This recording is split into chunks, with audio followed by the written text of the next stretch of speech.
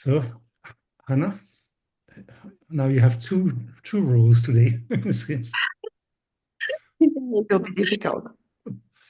Hello, everybody. And today we start our second talk in Romani Studies, second talk for this academic year, 2024-2025. And our seminars or talks in Romani Studies, how we call them, are organized by the Uppsala University, the Center for Russian and Eurasian Studies, IRIS, and Uppsala Forum, and the Roma Foundation from Zurich, Switzerland. And Stefan Lederich is the representative and co-organizer in all senses, academic and administrative, of all seminar series. And this is our third year of running those series. The first year we started in person, but without Zoom. And then we tried to record presentations on Zoom and also continue in person. And starting from last January 2024, we have only Zoom presentations. So finally, I decided also to present. The presentation will be of the journal, which I edited in French in 2023. And this is Études Tsiganes, number 7273.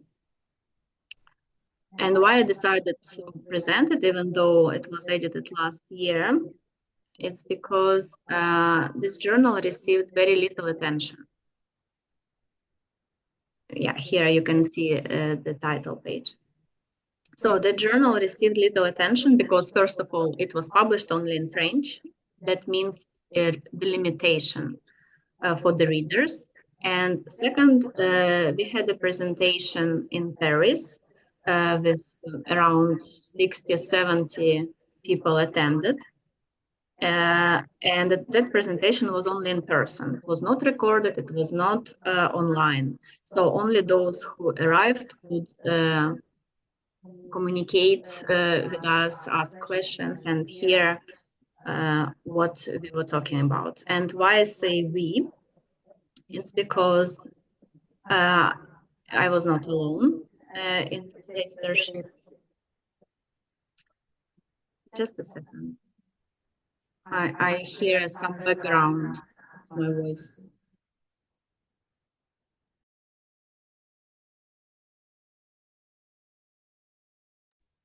So I think now should be fine. So I will try to be brief, but I would like to tell the history of how this journal emerged, the special issue, which is devoted to Ukraine, and what is the content of the journal. You can see from the content page, but I will give like very brief overview of the articles. But what is more important, I would like to reveal some background process of the editorship and selection of the articles and why this journal is important. First of all, when the war started, I mean the Russia's war against Ukraine in February 22, of course, everybody was in shock, and the war paralyzed completely Ukrainian academia. Many academics flew and tried to just get new life in other countries. Some of them could manage to find immediate fellowships for 1 to 3 months, but majority stayed in Ukraine, and universities didn't work at all. So everything was paralyzed, and it means also that any studies were paralyzed, including Romani studies. And then after half a year, Grégoire Cousin from EHES Paris contacted me and invited to edit this journal. So the idea was basically his and mine. After, in May 2022, we attended the conference in Södertörn University, Sweden, Stockholm, the conference on critical Romani studies. where I reconnected with Natalia Zinevich, the former academic in Romani Studies from Kyiv, from Ukraine. And she told me her story of escape from Irpin, a town which is near Kyiv, and became very infamous this massacre there. We started to think how to support Ukrainian scholars in our field in Romani Studies, and how to give the visibility for Ukrainian scholars and Romani Studies in Ukraine. And here, what I mean by Ukrainian scholars, I mean scholars who resided in Ukraine, worked in Ukraine, affiliated with Ukrainian institutions, or originated from Ukraine, but living abroad. But also we thought that it would be good to bring any knowledge about Roma in Ukraine, about Ukraine, Roma of Ukraine, to the public. So the idea started then, and then in a couple of months, Gregoire contacted me. He became the editor-in-chief of Études Tsiganes, together with Gaël Loiseau. And the main editorship approved a special volume about Ukraine. Then we started to think how we can really pack this volume up, because we understood Ukrainian scholars will not write anything. They just didn't have any capacity to write, no electricity, no premises for this. And at the same time, we wanted to have this volume in a quite short time, like within a couple of months. And definitely we had to come up with the solution, which was to go through the scholarship and select for our vision the best articles which would introduce Ukraine and Romani Studies in Ukraine from different perspectives. And those different perspectives, of course, we wanted not only history, because I'm a historian, but Gregoire received his PhD in public law and worked also as anthropologist. So we tried to find out how we can bring different expertise in ethnography, in history, also linguistics, also literature, and introduce some key figures in Romani scholarship. The idea of mine was, first of all, to find scholars of Romani origin from Ukraine and invite them to contribute to our journal, either with new written small pieces or with their former articles, which would be translated into French. However, what is the situation with Romani Studies in Ukraine is that we couldn't find any scholars.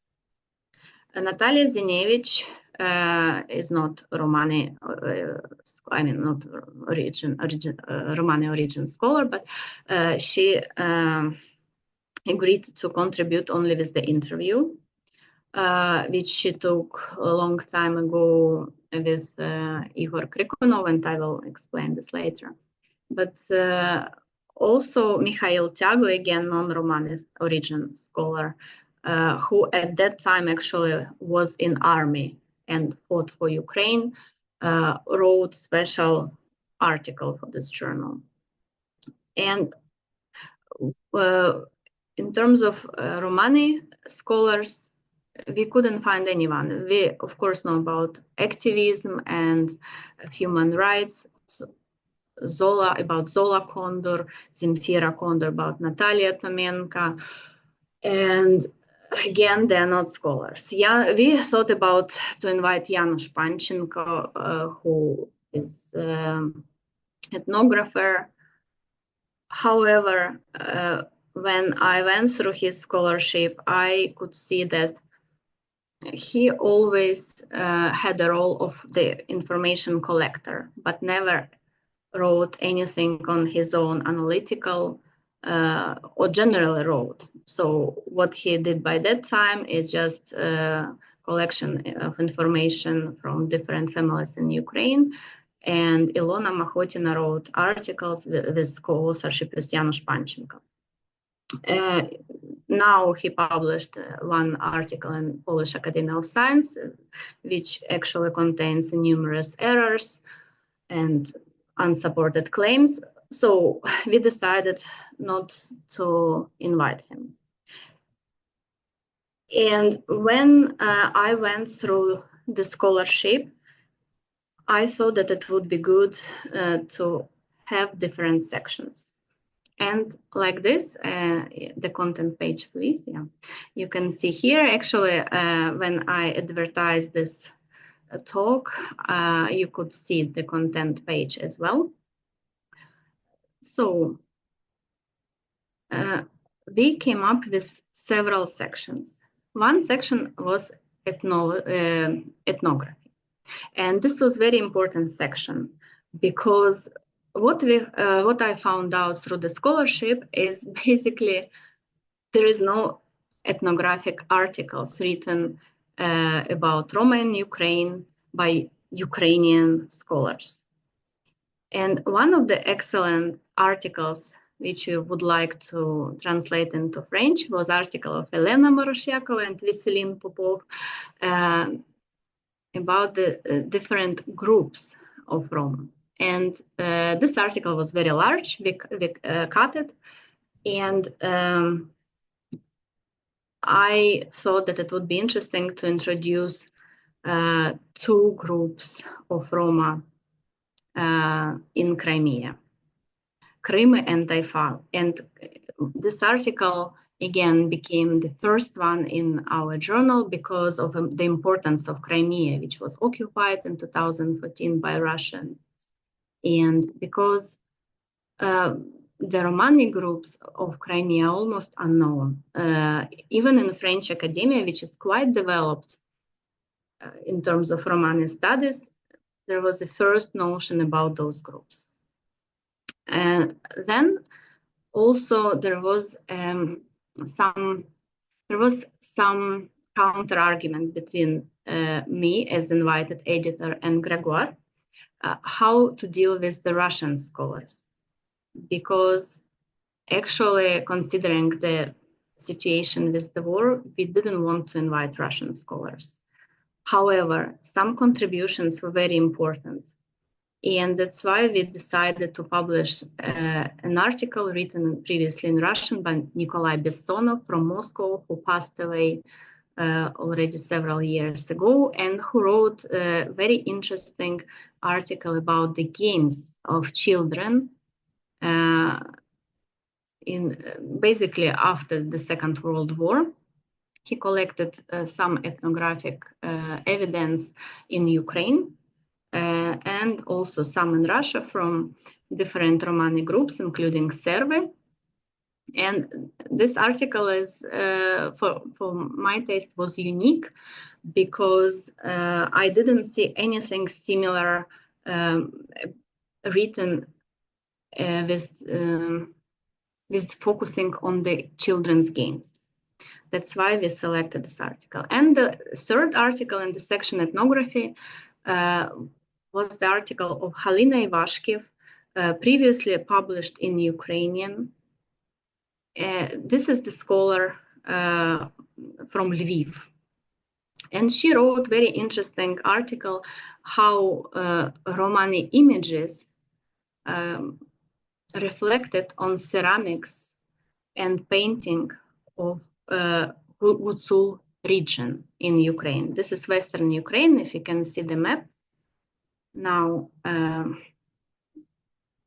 we see the map, Stefan? Next slide, yeah.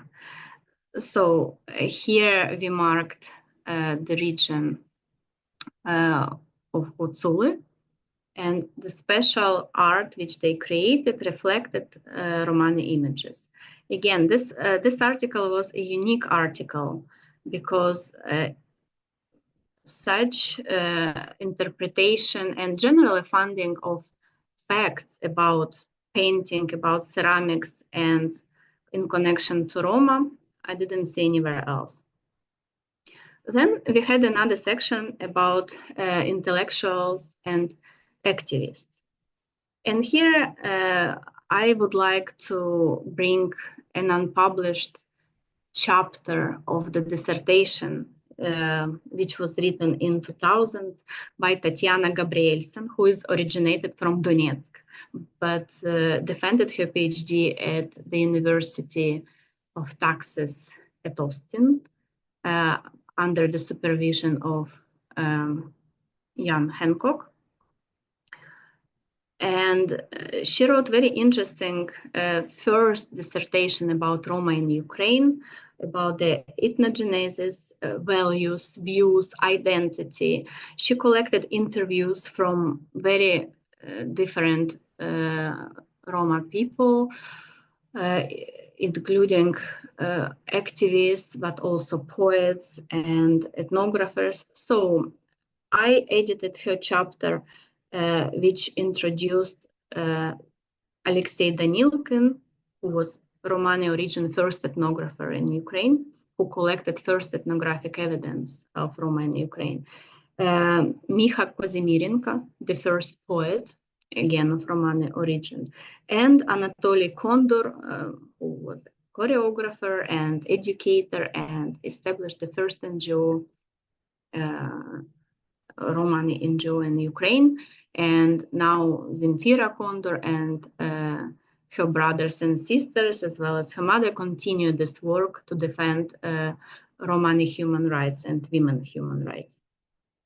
And it's very pity to me that this dissertation was unpublished. And it was very important to introduce at least a piece of this to larger audience. Then we also published the interview with Ihor Krikunov, actor and establisher, founder of the theater Romance, which would be a competitor for the Roman theater in Moscow. Ihor Krikunov worked as a leading actor in Moscow theater Roman, and then he moved in Ukraine. He is originally also from Ukraine, and he revealed his dream that why everything is in Moscow, why all famous Romani cultural events are in Moscow. Something should be in Ukraine as well. So he created, found the theater Romance. And Natalia Zanevich conducted an interview with him. Unfortunately, Ihor Krikunov passed several years ago during the COVID time. And then with some information, I also edited this interview, added some more information about his background, and I'm very happy that it was published. And the last article in this section, Intellectuals and Activists, was about new Romani from Ukraine, young Romani from Ukraine, who established a Romani agency for advocating Romani rights, leading by Natalia Tomenko. By this time, this group of people appeared in Germany, in Heidelberg, where they tried to find a shelter from the war. And Alexia Lazare-Monduy traveled there and also conducted interviews with this group of people. So we published certain excerpts from those interviews. But what was important that each interview talked about, introduced the ARCA and Romani youth movement in Ukraine, but also addressed the current situation with the war and how it affected young Romani people. Then the third section was language and literature, where we had a poem written by Romani woman Raisa Nabaranchuk, whose relatives were perished in Babin Yar. And she wrote a poem in Servitka dialect about Babin Yar and Ukraine and how Romani people are connected to Ukraine. It's written in a way like anthem, and was translated into French as well by Elisabeth Clanet Lamanit from, as I said, Servitka dialect. Then we also selected an article of Lev Cherenkov, who passed away several years ago. And this article was about different dialects of Romani, of Romani language in Ukraine. To me, this article again was unique because no one else researched to such extent, in such depth and breadth, linguistics and Romanes in Ukraine. So to have Cherenkov's article also was critical for me. And the last one was Elena Lemon about Pushkin and imperial nostalgia of Roma. And here again, there was a debate between me and Gregoire if we should include this article, because in fact, the situation with the war and mentioning Pushkin didn't appeal to me. At the same time, the article actually claims that stereotypes of the Roma were transformed into negative attitude. I mean, in the beginning, exotism and positive stereotypes about the Roma and dancing, music, basically after the war were transformed into very negative stereotypes of Roma as thieves and criminals. And Pushkin, who most likely wrote his poems about Roma based on his observations and experience in Odessa, basically created this exotism in Russian literature. But at the same time, this imperial nostalgia disappeared later in 20th century with the Soviet and post-Soviet time. And also how Romani people themselves reflected this nostalgia. Basically, many of them even don't know who Pushkin is. So this article was important to me to show that basically Ukrainian Roma don't have imperial Russian nostalgia, which Elena Lemon showed, demonstrated in her article. And then the last section was about history and memory. The first article was written by Olena Bachinska, who works in Mechnikov Odessa University. She's historian, and she worked with archives in Ukraine and Moldova, and wrote about 19th century Roma gypsies who were among Cossacks in Danube. Very interesting is that Olena is the daughter of one of the Cossacks, and her writing emerged a long time ago and continues about history of Cossacks in Ukraine. And suddenly she found this information in Ukrainian archives about 19th century and different villages and how Roma joined Cossacks. When I talked later to Olena, actually she said that there is much more information in archives about 19th century and even 18th century Romani settlements. All of this information, of course, crumbled and requires time to collect. However, there is a good potential to continue this topic for future.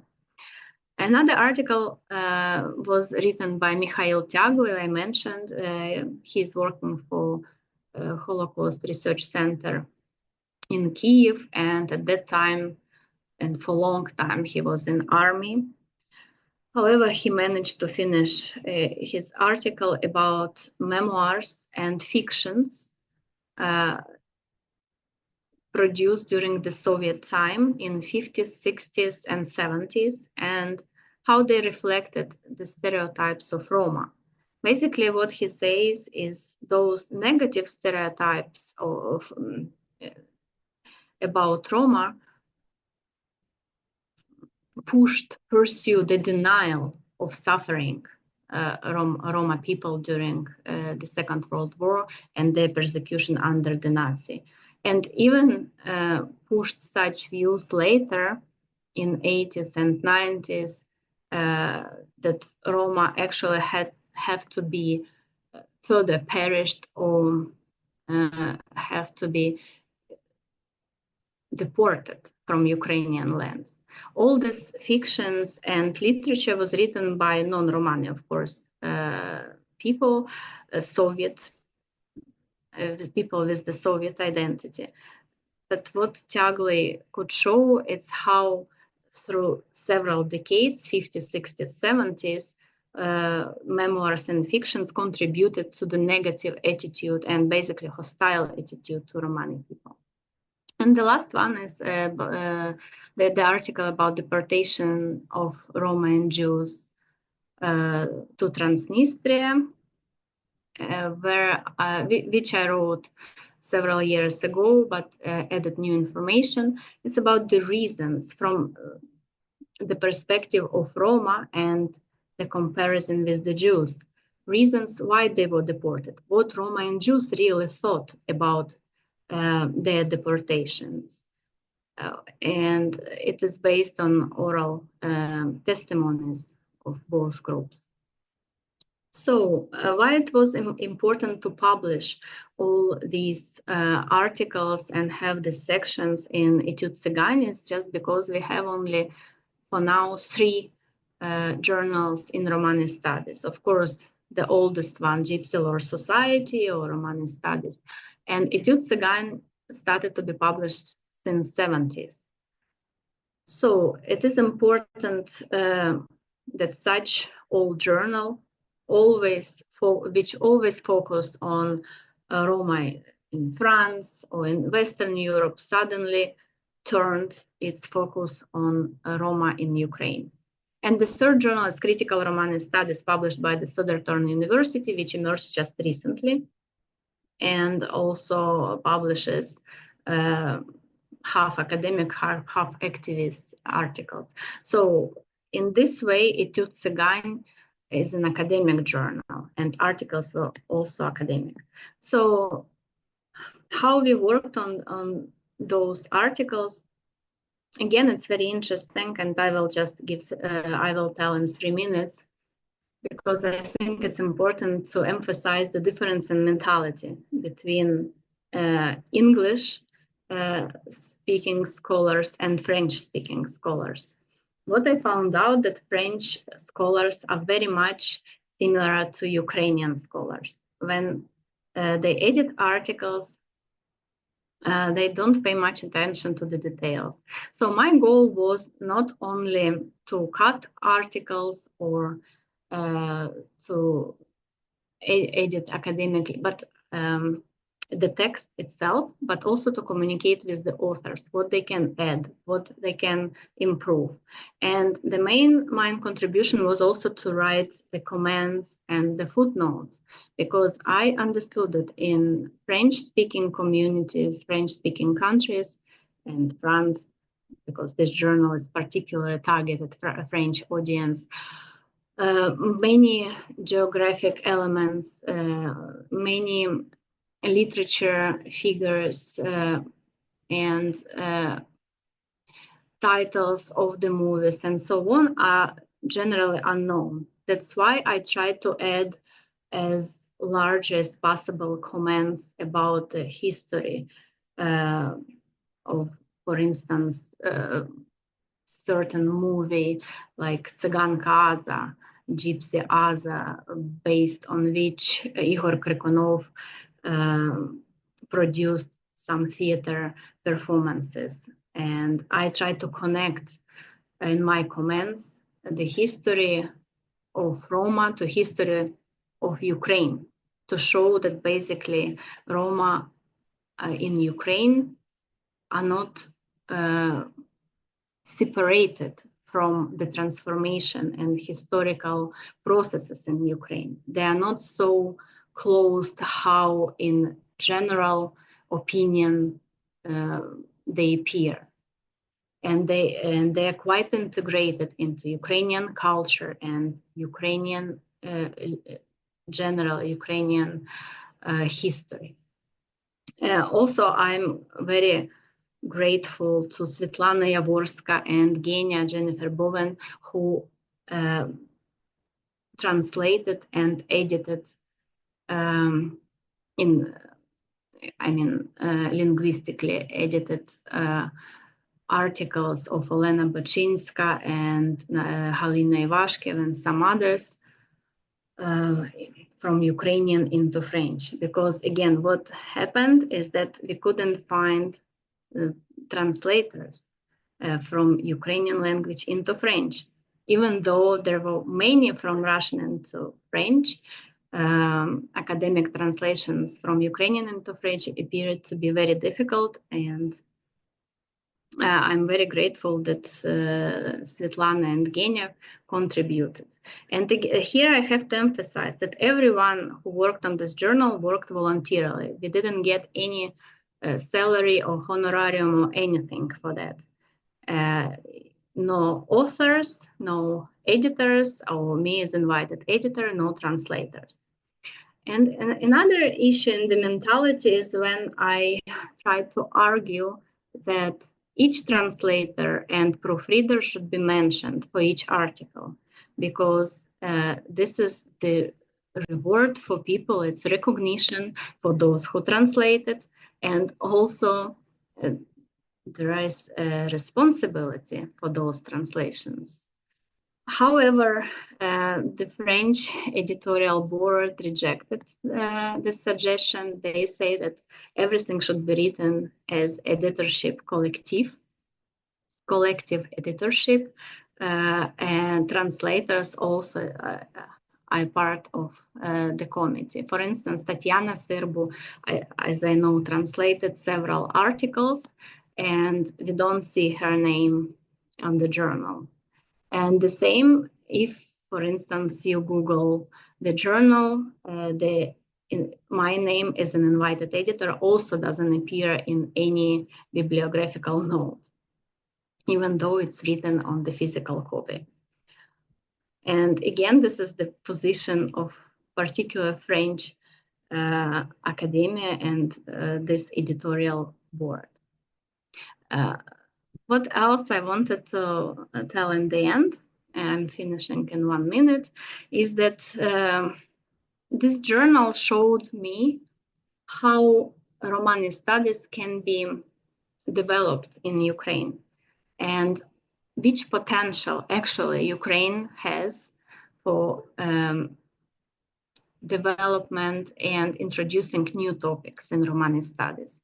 And unfortunately, this potential is unexplored, and particularly by scholars of Romani origin who have language, who can speak Romanes, who can easier enter into families and collect materials. Unfortunately, I don't see the interest from them to continue and to push those topics, even though, if, for instance, in ethnography, almost nothing is done about Ukraine. If not to count, again, Elena Marushyakov and Veselin Popov contributions, there is no ethnography about Roma in Ukraine. And even though some articles, such as Halina Ivashkev or some other scholars appear, those scholars are not really continue working in Romani studies. They wrote such articles just because by accident they found in archives materials. Why not to produce something without digging in, without possessing extra knowledge about Roma and different processes connected to Romani studies. Also, in terms of language and literature, there are more articles and more potential. However, again, lack of knowledge of different dialects of Ukrainian Roma, and we talk here about Servitka dialect and Krimoria dialect and Vlah dialect, which is similar to Servitka, but still different a little bit. And we talk about Western Ukrainian Romani dialects. So lack of such knowledge basically also prevents scholars from collection of the materials. Even in history and memory, where scholars can work without Romanes like Tiagle or myself or Lena Baczynska, still there is almost nothing is done. For many, many years, only Mikhail Tiagle continued his research about the genocide of Roma in Ukraine and memory, and myself since 2010 about, again, 20th century Roma and their persecution under the Nazi genocide, but also their nomadic, semi-nomadic settled life before and after the Second World War. But that's it. Even Natalia Zinevich, who was one of, again, first scholars in Romani Studies in terms of collection of sources and analyzing historiography, now moved out. And here I also didn't mention one article of Mark Adel, who wrote about the Soviet kolkhozes and the attempts to settle Roma in the Soviet Union. And why I didn't mention this before is just because, again, this topic seems to be very explored. Several articles exist about Khrushchev period, about kolkhozes, but if to dig in, only very superficial information or demographic information is collected. However, there is almost no perspective of their communities or even local archival documents which would be collected, published, or on which new knowledge would be based and published. So even such, still we wanted to have this article of Mark Adel because it shows the attempts to persecute Roma, to settle Roma, to basically, in a certain way, cancel Romani culture under the Soviets. And I know that Elena will not agree with me, but such, I think, how Mark Adel showed this in his article actually proves that the Soviet time also was not easy for the Roma. And here I would like to stop. If you have any questions about internal process of editing or any comments. Yeah, and the last, my word that I wanted to tell about the introduction, that of course I was given the opportunity to write the introduction, where I not only summarized all articles, but addressed new situation for Roma in Ukraine and also for scholars in Ukraine within the conditions of the Russia's war against Ukraine. And during my presentation in Paris, I also addressed the same situation. And I should say that as if we have a lot of information, knowledge is online, but many people who were present during the presentation really didn't know exactly what's going on in Romani Studies in Ukraine, first of all, and second, how the war impacted the life of academics and Roma in Ukraine. And I think there was like main goal which I wanted to achieve, to bring not only the knowledge about Roma in Ukraine, Roma of Ukraine, but also to address the difficulties in continuation of Romani studies in Ukraine. Doesn't matter for Romani origin scholars, for Ukrainian scholars, or even for scholars abroad who now don't have also access to Ukrainian archives. Thank you. And next slide, if I wanted just to show when I talked. Map, yeah, the photograph of Igor Krikunov, because I think it's quite important figure for Ukraine and culture, Romani culture and Ukrainian culture. Yeah. Thank you so much. Thank you. So I open the floor for questions.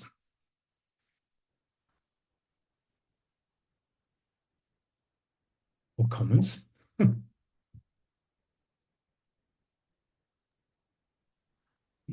Elena? I think I have no questions and not really comments. I would like only to thank you for this initiative because we all know how important it's to have such thematical issues. And I'm a bit sad that it is not well known. And the reason is not only French language. I think the reason is also that it is not in open access.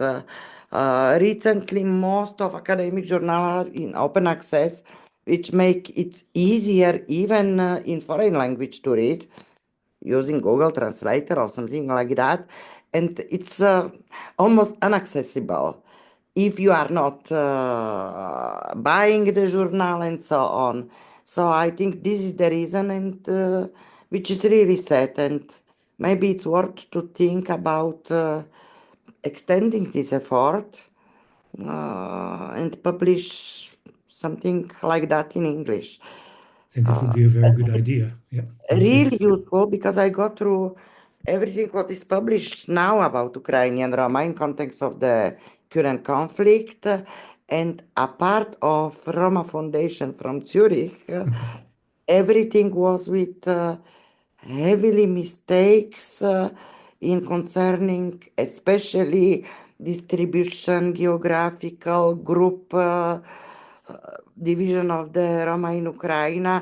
I was almost shocked when I read in Oxfam and other publication that the majority of Roma in Ukraine are Lovara, which is nonsense to The say one you this. see. So it's really absolute necessary to have more information.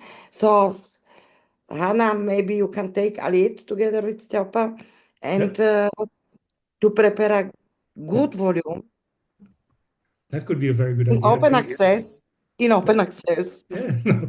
in And accessible English language. yeah, I think Svetlana Balchenko has a question about is there publications on internally displaced Roma in the Ukraine? Yeah, and before I would like just to comment on Elena's comment. Yes, I had to mention that the journal is not accessible in open access online, and basically it is sold for 20, I think 23 euros per copy. And of course, this is the limitation, not only the language, but also not even I couldn't send you the copy or even my introduction, because what I can send in open access, it's only the cover page and the content, and that's it. I don't have right even to share it. And yeah, this is a major problem, I think. Okay, yes, and Svetlana Balinchenko, thank you very much. Are there any studies on the internally displaced Roma in Ukraine? Internally displaced Roma in Ukraine, as far as I know, there is no academic study at all. There are several publications on the Facebook from the Romani communities from Uzhhorod, Western Ukraine, and also there was several very short Facebook publications about the family situation of Donetsk Roma. But what exists, several reports were produced about the internal situation, what happened starting since 2014, when Donetsk and Crimea were occupied by Russia. And several reports were produced in 2016, 17, mainly about the human rights, and Roma were like a part of those human rights reports, but also there were reports particularly targeted what happened to Roma. Now I'm finishing one chapter about the situation between the Romani communities and the state, Ukrainian state attitude to Roma over the past decades, with the emphasis on the situation, recent situation with Roma, where I use those reports which I mentioned and the information there. Stefan. Maybe I can add that at the Gypsy Lore Society conference, the last conference this September this year, there have been several presentations about Roma from Ukraine from Czech-Polish project who is studying the refugees. And from the presentation, it was clear that to Czech Republic come Roma from Transcarpathia, and Roma from other parts of Ukraine choose different direction like Germany, Netherlands, and so on. But these were conference presentation which maybe will be published, maybe. I can someday. add a bit on this case of Roma refugees, because here in Switzerland, we have also Zakarpatske Roma who have arrived recently in the last year. Ever since the Ukrainians have started registering them and giving them papers, they fled also to Germany, but also quite a few to Switzerland. But I know quite a few Servi and Khaladitka Roma from the Ukraine who came here to Switzerland, and nobody realized that they are here. So in the Czech Republic, it's exactly the same. Those original Roma from Eastern Ukraine, Eastern and Central Ukraine, the Serbi and the Khaladitka and the Polska Roma who are there, went totally unnoticed by everybody. Yes, this was also my impression. Only the Transcarpathia are Very known visible. because of the relativeness. I mean, I have families here with 9 children. The mother is 35, and the youngest daughter, the eldest daughter, is already pregnant also. So all stereotypes are there, but the other ones gone. Yeah. Unknown. This is in Sweden, because in the beginning of the war, several Romani groups also moved to Sweden from Ukraine, and there was no information about that anywhere. And when I was in Poland last September, again, I had a conversation with some activists who helped Ukrainians who escaped the war. And among those Ukrainians, there were several Romani families. But again, they were from Western Ukraine, not from Central or Eastern Ukraine. And I just wanted to mention the presentation of Joanna Talevich in, I think it was March 2024 or April. Within our seminar series in Romani Studies, when Joanna actually introduced her organization and how they help Roma who escaped from Ukraine. And again, she also mentioned that most of them arrived from Western Ukraine and from Zakarpattia. I think I know from Poland where some people who I know very well and work with helped. There were quite a lot of Roma from Central and Eastern Ukraine who fled to Poland or to and then went to Lithuania because they had also some relatives there as such. So there's another dynamic there, but also very much less visible. So we had several families that we transferred from Eastern Poland to Lithuania because they had some relatives there, or they had relatives in Poland. I mean, this is always often the case with Polska, Khaladitka, Roma. Serbi, quite a few have relatives in Russia, but that was when Serbi stayed mostly in Ukraine. There are not that many who fled, I think. Also several activists. A lot of Serbi I know are refugees in Germany, Netherlands, even Denmark, but all of them are invisible. Yeah. They don't demonstrate their Roma identity. They say only we are Ukrainians. And that's understandable because it's easier for them to get some help as Ukrainian. Because what happened in Warsaw, for instance, those activists, volunteers who helped Ukrainians, and then dealt with several Romani families. They told me that when they entered public transportation with Romani family, it's like some people try to escape to another part of the bus. They recognized Roma, or even to tell something very pejorative to those Roma. And the families, I mean, there is no excuse for such behavior. And there was not only once.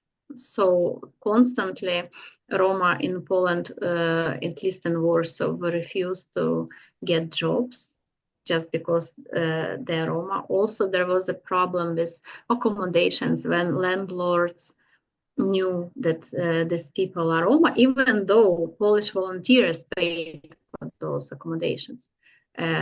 So landlords knew that, okay, the Ukrainians is fine, no problem. But if they knew that those families are Romani families, immediately they rejected.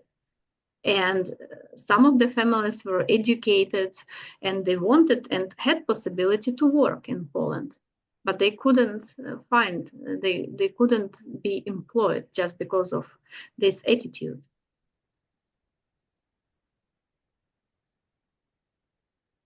And what else? Yeah, Stefan commented on this latter point. We have made a survey of the press about Roma in Ukraine prior to the war.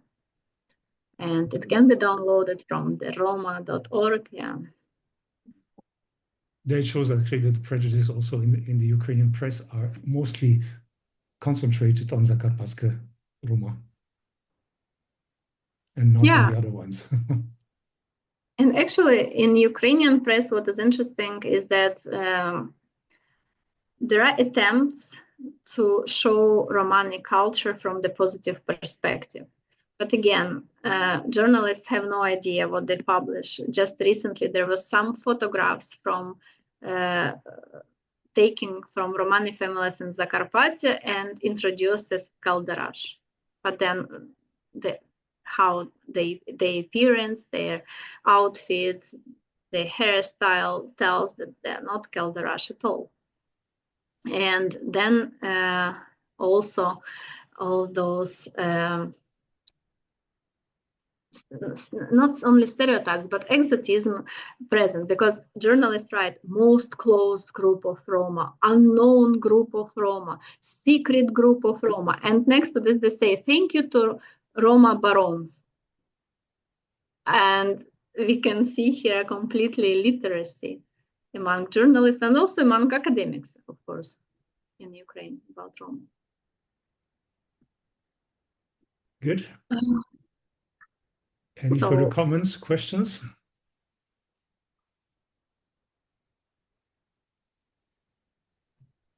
Okay.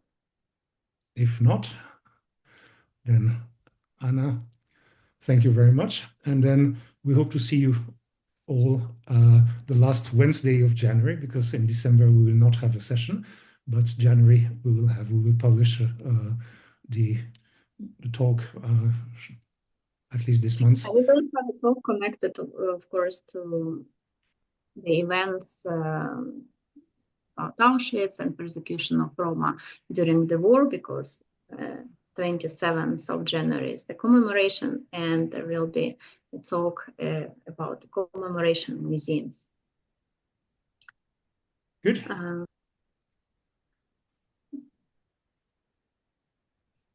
Thank you very much in this case.